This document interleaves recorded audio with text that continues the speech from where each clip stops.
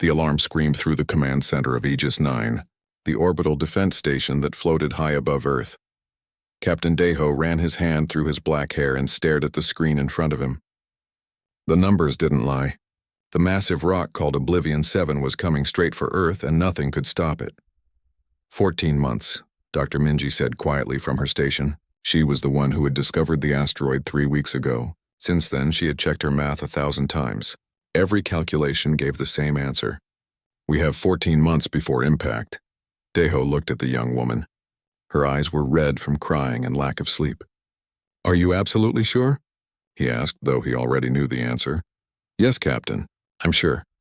Lieutenant Hyun, Deho's second-in-command, turned away from his console.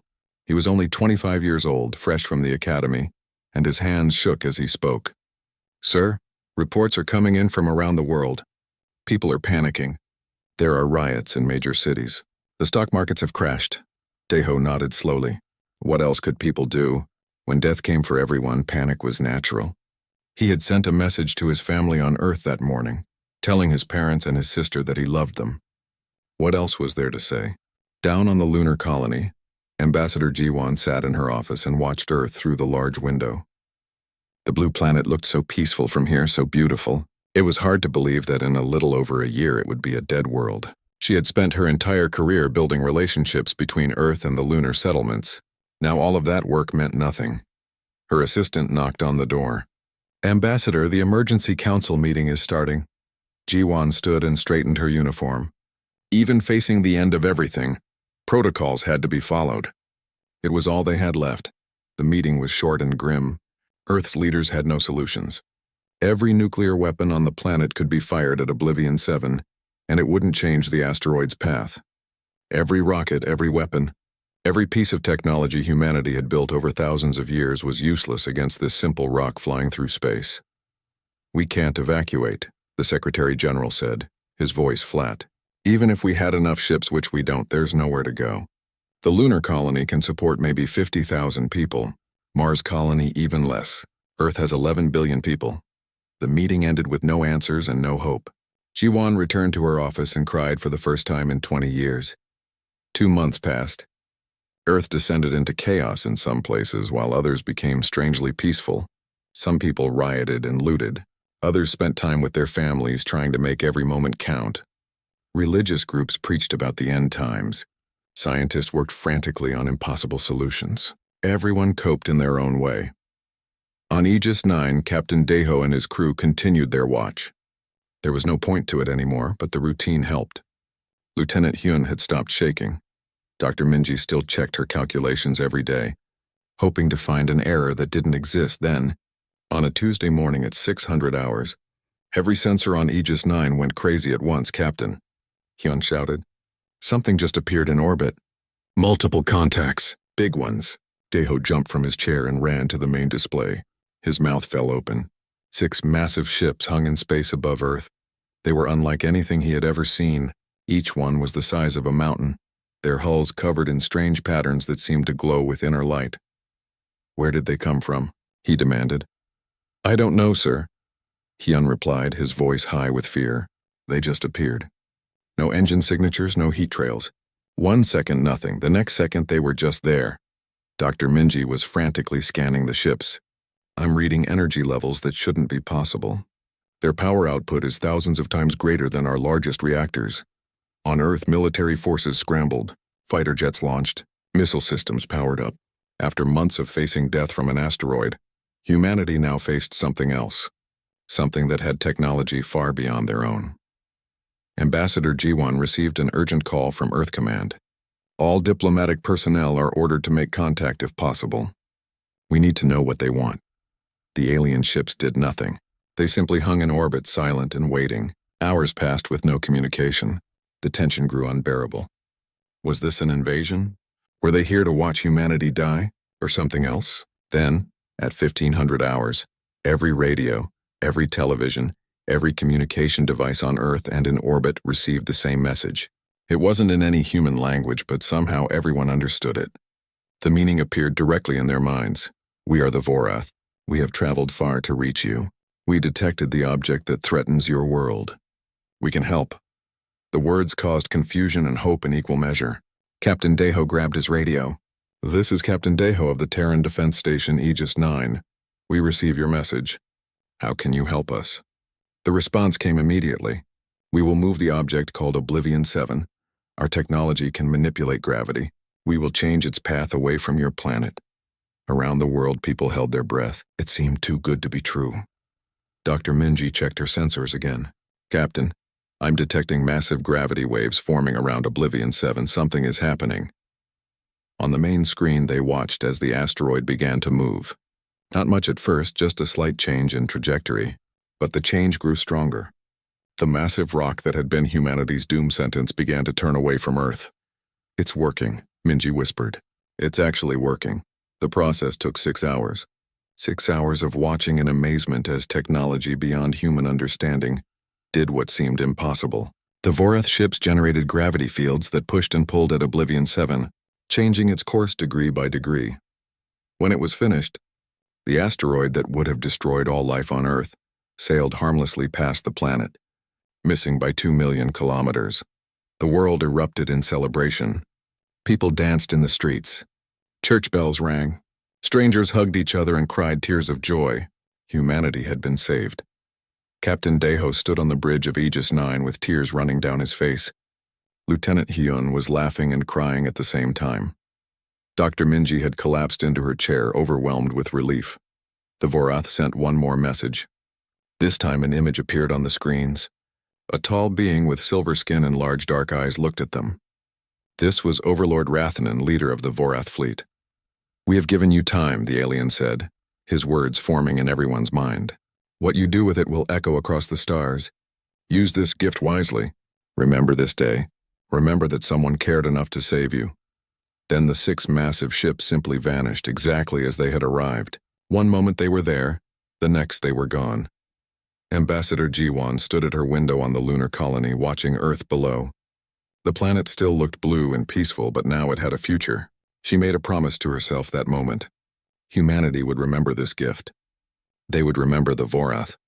And somehow, someday, they would find a way to say thank you. On Aegis 9, Dr. Minji was already studying the energy readings left behind by the Vorath ships. The data was strange and beautiful, full of possibilities. Perhaps humanity could learn from it. Perhaps this was not just a gift of survival, but a gift of knowledge too. Captain Deho sent a message to his family on Earth. "We're going to live," he wrote. "Someone from the stars saved us. Everything is going to be okay." The world had changed forever in a single day. Humanity had learned they were not alone in the universe. They had learned that kindness could come from the most unexpected places. And they had learned that sometimes miracles were real. 300 years had passed since the day the Vorath saved Earth.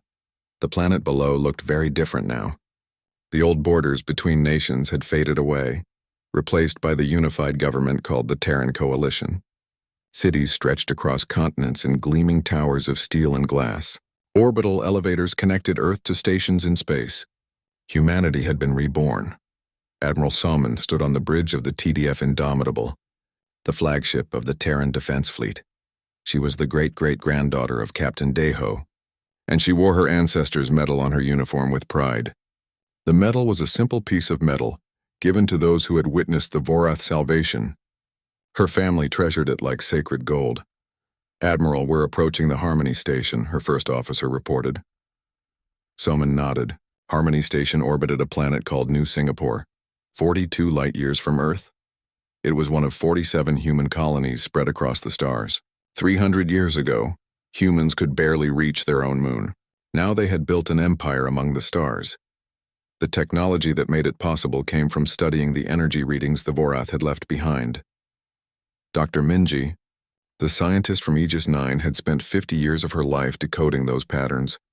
She never quite figured out how the Vorath ships worked, but she learned enough. Human ships couldn't manipulate gravity like the aliens could, but they could fold space in small ways, making the stars reachable. Salmon walked through the corridors of her ship. The Indomitable was massive, 2 kilometers long and carrying a crew of 5,000. Every surface was covered in human innovation, the result of 3 centuries of rapid advancement. But every human knew the truth. None of this would exist if the Vorath hadn't given them time. On Earth, in the city once called Seoul, engineer Taeyang worked in his design studio. At 32 years old, he was considered one of the greatest ship designers alive. His latest project covered the walls in holographic blueprints.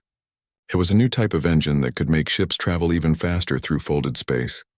"You're working too late again," his assistant said, bringing him tea. Taeyang smiled but didn't look away from his work.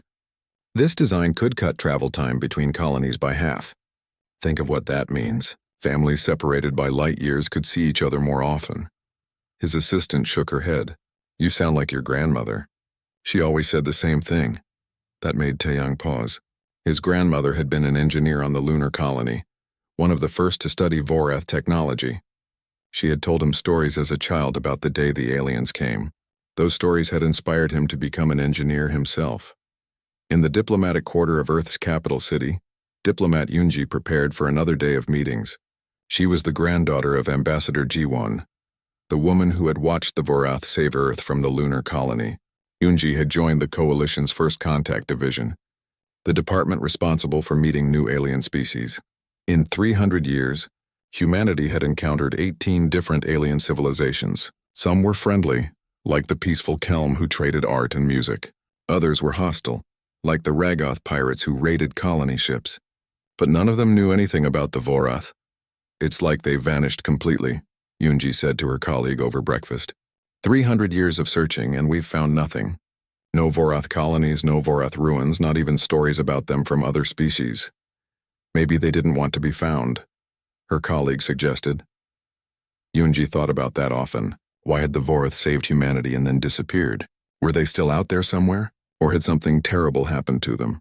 On the frontier world called Threshold 9, Dr. Junho crawled through ancient ruins in the dirt. He was a xenoarchaeologist, which meant he studied the remains of alien civilizations. At 45 years old, he had spent his entire adult life searching for traces of the Vorath. His team had been digging on Threshold 9 for 6 months. The planet was on the edge of human space, cold and dry and mostly empty, but sensors had detected something unusual buried beneath the surface. "Something very old, Dr. Junho," one of his students shouted. "We found something!" Junho ran through the dig site, his heart pounding. In the bottom of a deep pit, his team had uncovered a smooth black surface. As they cleared away more dirt, a shape emerged. It was circular, about 3 meters across, covered in the same glowing patterns that had decorated the Vorath ships 300 years ago. "It's a beacon," Junho whispered. His hands shook as he carefully brushed dust from the artifact. "This is Vorath technology." The team worked carefully for the next 12 hours, excavating the entire object. When they finally had it fully exposed, Junho placed his hand on the surface. The beacon was cold and smooth, and for a moment nothing happened. Then it activated. Light burst from the patterns on the surface, blindingly bright. The beacon hummed with power, and data flooded into their scanning equipment. Junho watched in amazement as the information scrolled across his screen. "What is it?" his student asked. "Coordinates," Junho said, his voice barely a whisper. "It's transmitting coordinates to somewhere deep in unexplored space." He scrolled further through the data. "And there's a message. It's old, very old. About 200 years old. What does it say?" Junho read the translation on his screen. The message was simple and heartbreaking. "Help us, please, we are dying." The news reached Earth within days. The discovery of the Vorath beacon became the biggest story in the entire coalition. Every news channel discussed it. Every scientist wanted to study it. Every person remembered the stories their grandparents and great-grandparents had told about the day humanity was saved. Admiral Somin was called back to Earth for an emergency meeting. The Terran Coalition Council gathered in the Great Hall, with representatives from all 47 colony worlds. The debate was fierce. "We should send a rescue mission immediately," said the representative from New Mars. "The Vorath saved us. We owe them everything. But the message is 200 years old," argued another representative. "They could all be dead by now. This could be a trap. We could be sending ships into danger for nothing." "A trap?" Diplomat Yoonji stood up, her voice sharp. "The Vorath saved 11 billion people and asked nothing in return. They gave us time to become what we are today. How dare we call their distress signal a trap?" The debate continued for hours. Some argued for caution. Others argued for immediate action. Finally, the vote was called. By a narrow margin, the Council approved a rescue expedition. Admiral Salmon volunteered to lead the mission. She stood before the Council and spoke clearly. My ancestor was on Aegis 9 when the Vorath came. He watched them save our world. I carry his medal as a reminder that we exist because someone helped us when we needed it most. Now someone needs our help. I will go. Engineer Taiyang volunteered his services too. If their technology is failing, they'll need someone who can adapt human systems to help them. I'll go. Diplomat Yunji insisted on joining as well. If we find them alive, we'll need proper first contact protocols. My grandmother helped establish those protocols 300 years ago. I'll go. Dr. Junho was already packed. I've spent my life searching for the Vorath. I'm not missing this. The mission was approved. The Terran Coalition would send a fleet of 12 ships, including the Indomitable.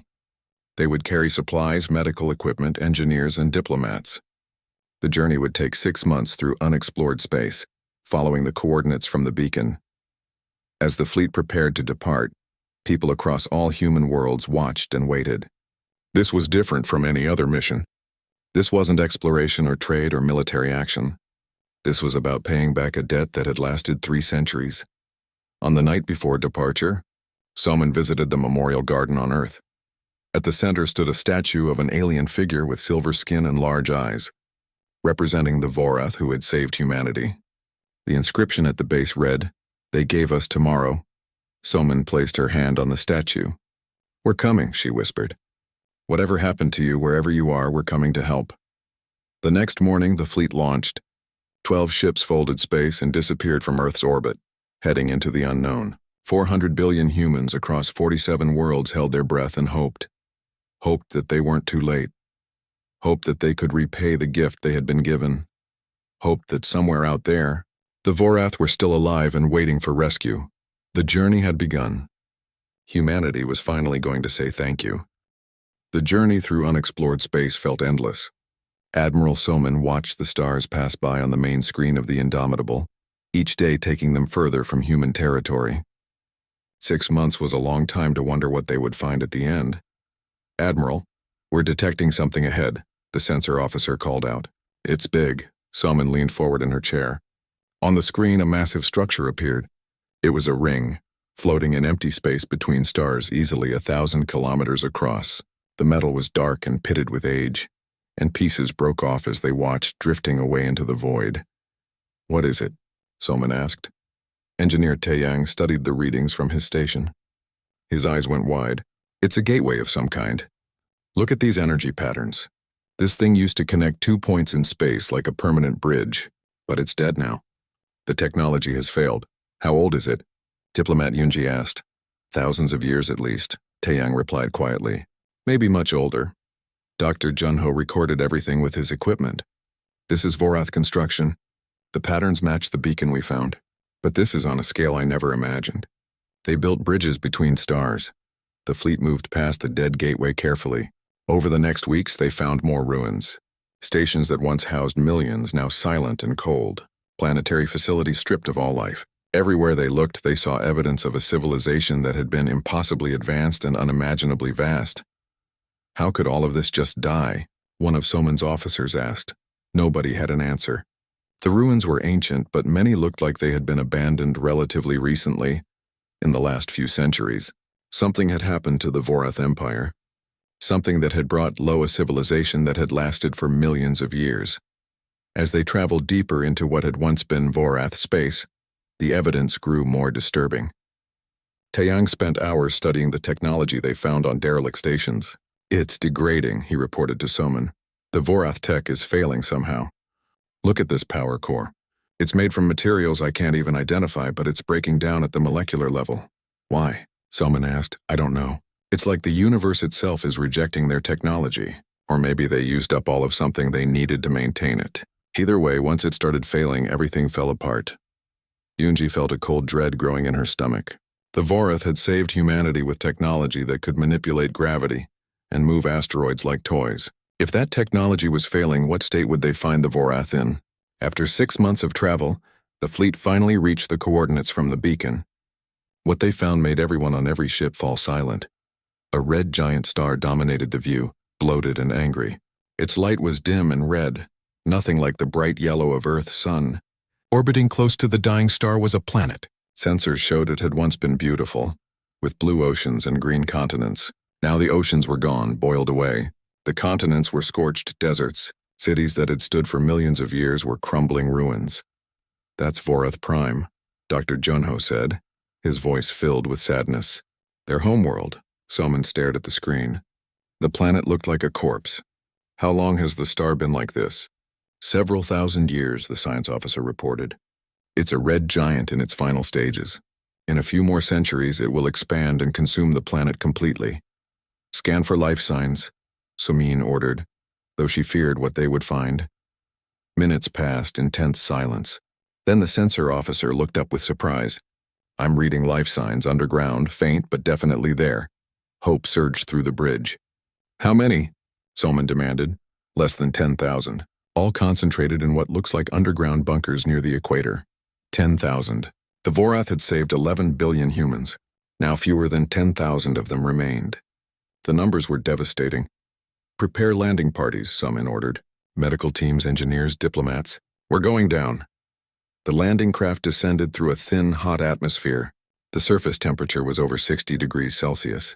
Nothing could live here anymore. As they approached the bunker complex, they saw the ruins of what had once been a magnificent city. Towers that reached kilometers into the sky had fallen. Gardens that had bloomed for ages were dust. Statues of Vorath heroes lay broken on the ground. The landing craft set down near the bunker entrance. Soman, Taeyang, Yunji, and Junho exited together, wearing environmental suits to protect them from the heat. The entrance to the bunker was sealed with a massive door covered in those familiar glowing patterns, though the light was dim and flickering. "Can we open it?"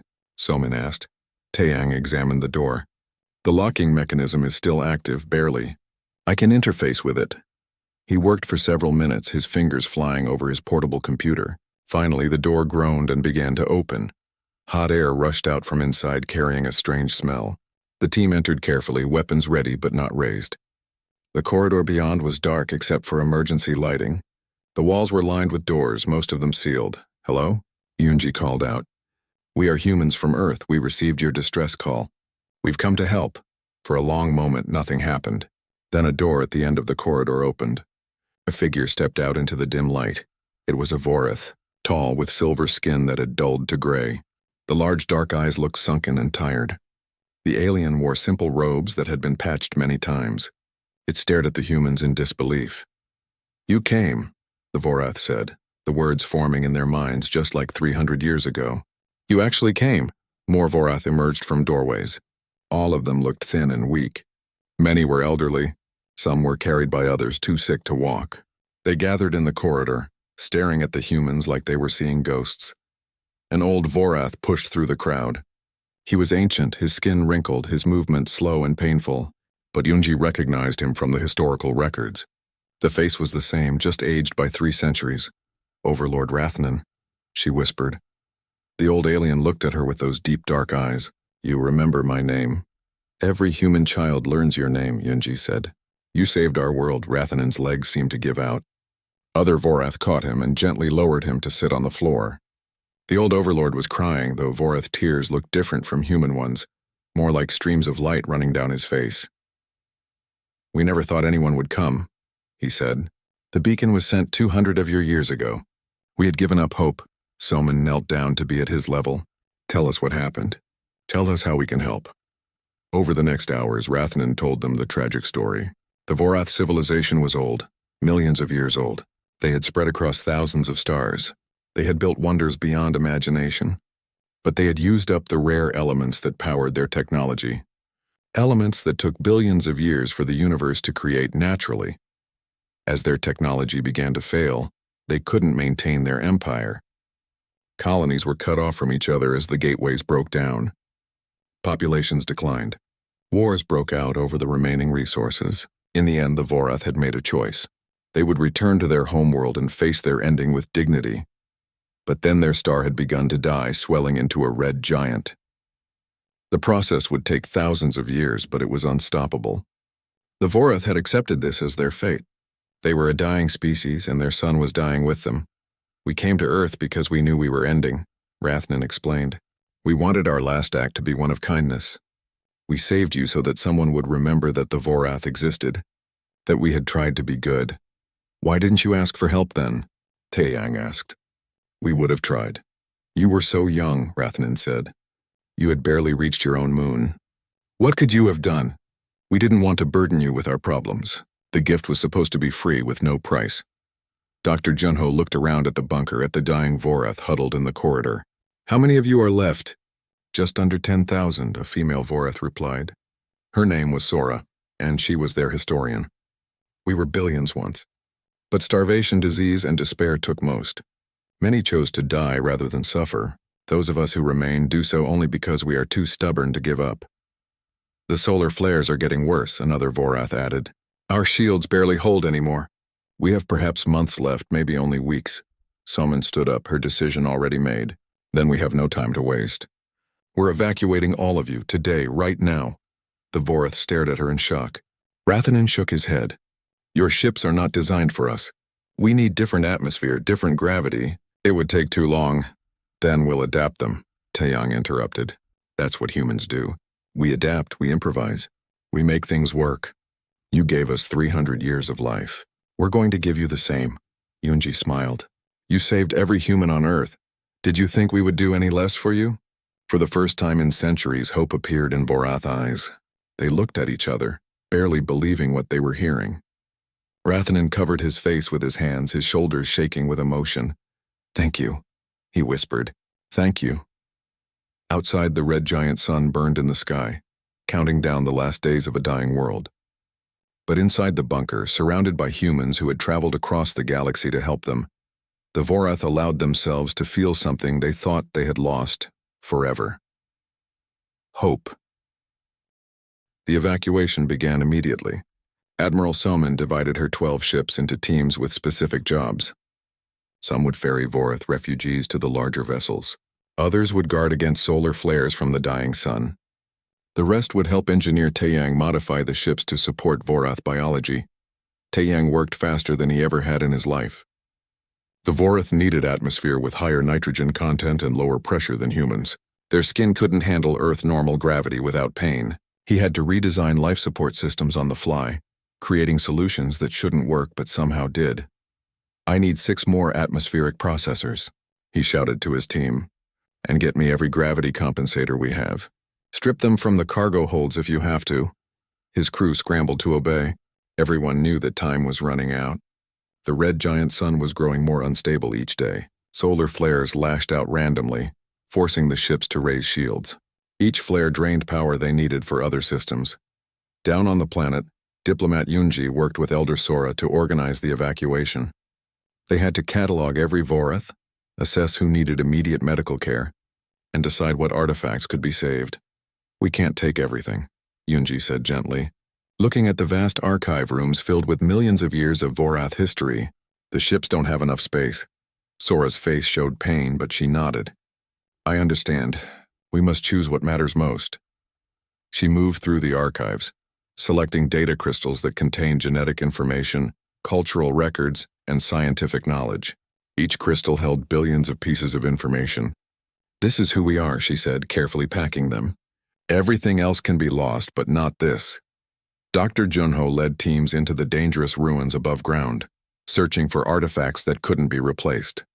The heat was brutal. Even with environmental suits, ancient Vorath temples held treasures, art pieces, religious texts, monuments to their greatest heroes. This statue is 3 million years old, Junho said in awe, looking at a massive sculpture of a Vorath leader.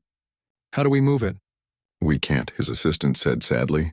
It would take equipment we don't have and time we can't spare. Junho recorded everything with holographic scanners, preserving what he could digitally.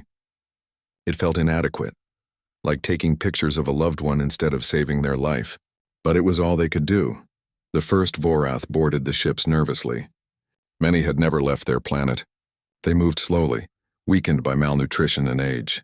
Human medical teams waited to help them, providing water, food, and treatment for various ailments. Easy, a human doctor said, helping an elderly Vorath into a medical pod. We're going to take care of you. The Vorath looked at him with those large, dark eyes. Why do you help us?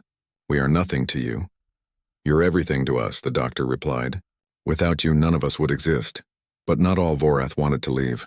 On the third day of evacuation, a group led by Keeper Malthok confronted Admiral Soman outside the main bunker. We will not abandon our world, Malthok declared. He was old but still strong, his voice firm. 200 Vorath stood behind him. This planet has been our home for 4 million years. To leave is to dishonor all who came before us. Soman tried to reason with him. Your world is dying. The sun will consume it. There's no dishonor in survival. Our ancestors are buried here, Malthok said. The first Vorath who ever looked at the stars and dreamed of flying to them is here. Every generation that built our civilization is here. We will not leave them to face the fire alone. Then you'll die, Soman said bluntly. Yes, but we will die as Vorath, on Vorath soil, under Vorath sky. That matters to us. Overlord Rathanan tried to change their minds. He argued with Malthok for hours, but the Keeper and his followers wouldn't budge. Finally, Rathanan had to accept it. I cannot force them, he told Sumin. They have the right to choose their ending. The evacuation continued. Each day brought more challenges.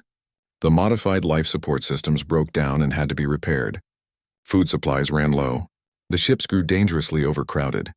And always the red giant sun glared down at them, growing more violent. On the 7th day, disaster struck. A massive solar flare erupted without warning, larger than any before. 3 human ships were caught in its path while ferrying refugees from the surface. Shields failing on the Harmony, the Venture, and the Soul. The sensor officer shouted, "All ships emergency power to shields," Soman ordered. But she knew it wouldn't be enough. Those 3 ships would be fried. Then Engineer Taeyang's voice came over the radio.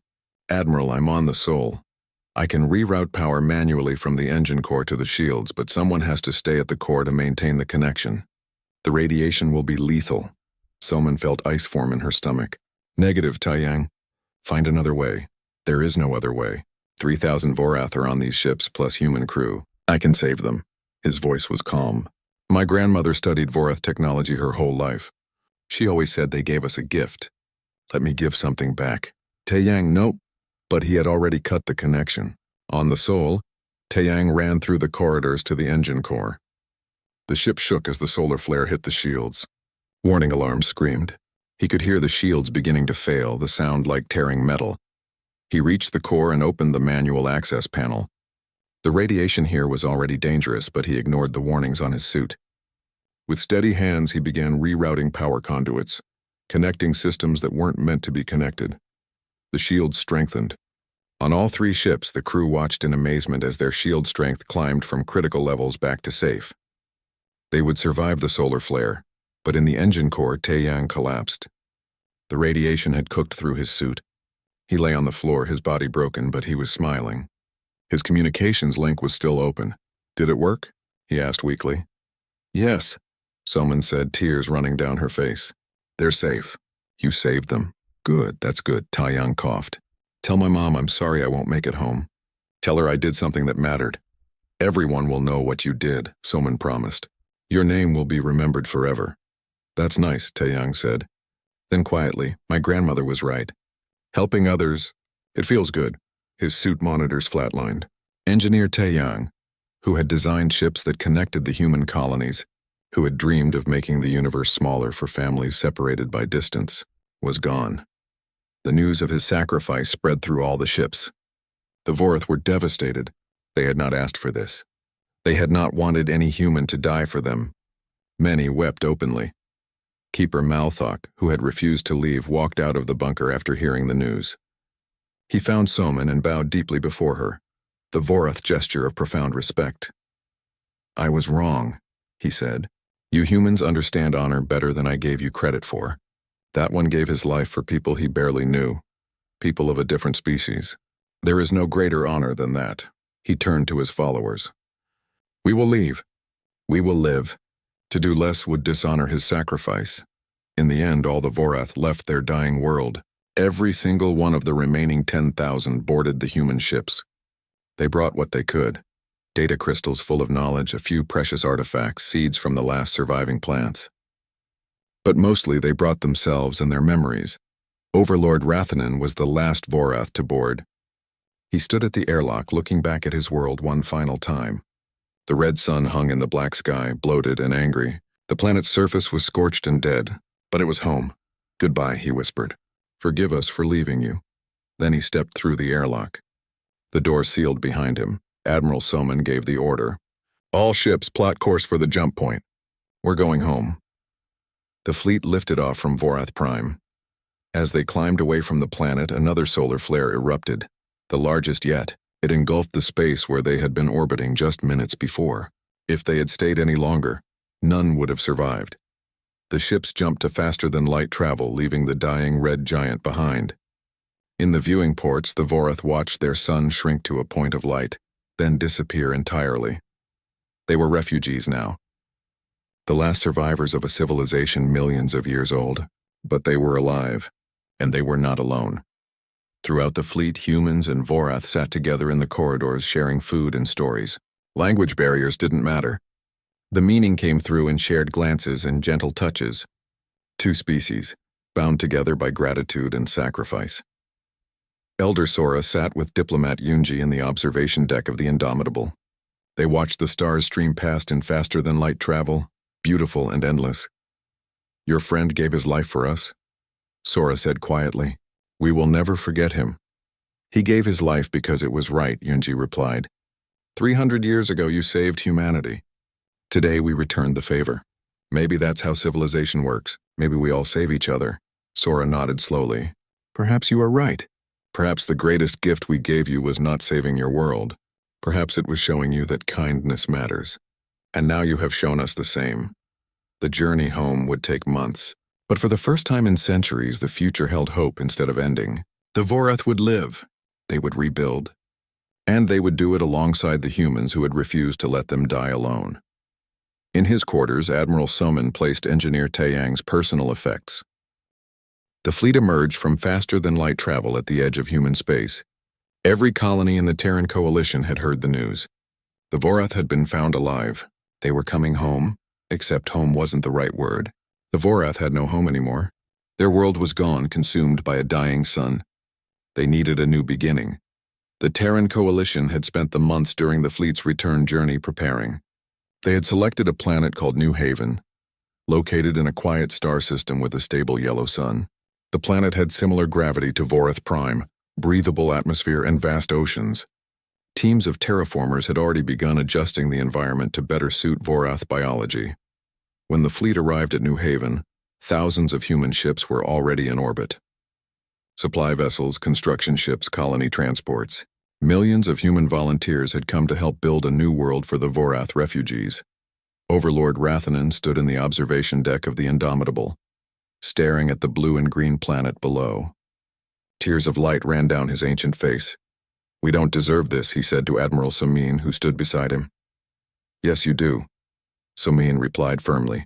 "You saved 11 billion of us. This is just 10,000 of you. We're getting the better deal." The evacuation to the surface took weeks. Humans had built temporary settlements near the equator, in valleys with rivers and forests. The buildings were simple but comfortable, designed with Vorath needs in mind. Medical facilities stood ready. Food supplies were stocked. Everything had been prepared with care. Elder Sora was among the first to step onto New Haven soil. She knelt down and touched the ground, feeling the warmth of real earth instead of bunker metal. Grass grew here. Trees swayed in gentle wind. Water flowed in streams. It wasn't Vorath Prime, but it was alive. "Thank you," she whispered, looking up at the human volunteers who had built all of this. Diplomat Yunji helped coordinate the settlement process. She worked 18-hour days, making sure every Vorath family had shelter, that medical needs were met, that food was appropriate for Vorath digestion. She barely slept, driven by determination to make this work. On the third week, Sora found Yunji collapsed at her desk, asleep over her computer. "You push yourself too hard," Sora said gently, waking her. Yunji rubbed her eyes. "There's so much to do. Your people need rest too," Sora interrupted. "You cannot help us if you destroy yourself." She sat down beside Yunji. "We are grateful for everything you have done, but we must also learn to do things ourselves. Let us help build our own future, with you as our partners, not our servants." Yunji smiled tiredly. My grandmother always said the best diplomacy is working together. Your grandmother was wise. Over the following months, something remarkable happened. The Vorath began to recover. Good food, clean water, and medical care restored their health. The young Vorath, who had known only the bunkers and dying world, ran through forests for the first time. They laughed and played, sounds that hadn't been heard in the Vorath species for centuries. Human volunteers stayed to help build permanent structures. Vorath engineers, remembering ancient knowledge, designed beautiful buildings that blended with the natural landscape. Human and Vorath children played together, finding that despite their differences, games and laughter were universal. Dr. Junho established the Vorath Heritage Institute in New Haven's capital city. It was a massive library and museum, holding all the data crystals rescued from Vorath Prime. Vorath historians worked with human scholars to catalog millions of years of knowledge. This is not just Vorath heritage, Junho said at the opening ceremony. This is the heritage of all thinking beings. We will share it with the galaxy. But the greatest gift the Vorath brought wasn't in their data crystals. It was in their minds. They remembered sciences that humans hadn't discovered yet. They understood technologies that seemed like magic. They had wisdom earned over millions of years. Within a year, joint human-Vorath research teams had made breakthroughs in medicine, energy production, and agriculture. The Vorath taught humans about sustainable civilization, about building things that would last not just centuries but millennia. Humans taught the Vorath about adaptation and innovation, about trying new approaches instead of relying only on old knowledge. Admiral Salmon, now retired from active service, visited New Haven regularly. She had been made honorary grandmother to the Vorath people, a title she wore proudly. She often sat with Overlord Rathnan, who was growing frailer with each passing year. "I wish your engineer friend could see this," Rathnan said one afternoon. They sat in a garden overlooking the valley where thousands of Vorath and humans lived and worked together. "The one who gave his life to save my people." Taeyang, Sumin said. "His name was Taeyang." "Taeyang," Rathnan repeated carefully. "We have built a memorial for him here, a statue in the city center. Would you approve the design?" Someone looked at the holographic plans Rathnan showed her. The statue depicted Taeyang standing beside a Vorath, both looking toward the sky. The inscription read, "He gave his life so others could live. The highest form of honor." "It's perfect," Soman said, wiping her eyes. 5 years after the evacuation, New Haven had become a thriving world. The Vorath population had grown to nearly 12,000 as birth rates increased in the healthy environment. Young Vorath, who had never known anything but the dying bunkers, were now becoming adults in a world full of life. The integration between humans and Vorath created something new. Joint councils governed the planet. Businesses employed both species. Schools taught both Vorath history and human innovation. Friendships formed that crossed the boundaries of species. Yunji and Sora had become close friends over the years. They established the first joint human-Vorath council, creating frameworks for cooperation that would last generations.